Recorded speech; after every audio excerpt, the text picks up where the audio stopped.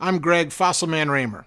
In this lesson, we're going to talk about one of the fundamentals of the game, opening the pot. Now that may sound a little strange to you, right? But it isn't. In fact, opening the pot is just poker speak for being the first player to voluntarily put money into the pot.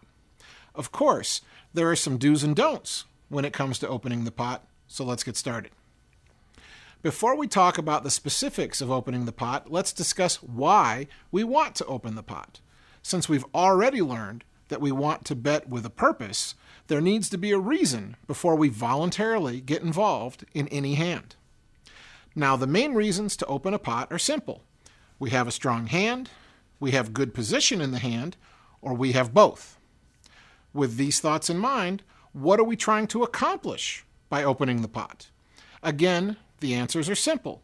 We're trying to win the blinds and/or antes without any resistance. We're trying to play against as few opponents as possible. We're trying to gain information about the strength of our opponent's hands. And most importantly, we're trying to build a pot when we have the best hand. Now, what does all of this mean, you may be asking? It means that when we open the pot, we typically want to raise.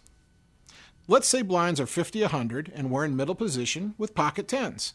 The action folds to us and we decide to just limp in by calling the 100. Does this accomplish anything?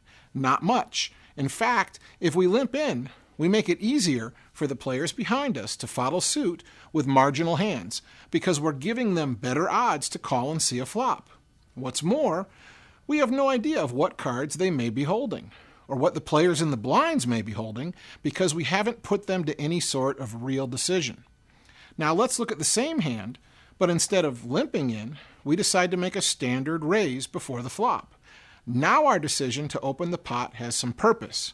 By raising, we force the players behind us to fold marginal hands that they might have played for a call, and we can begin to put players who call on a narrower range of hands in relation to our own.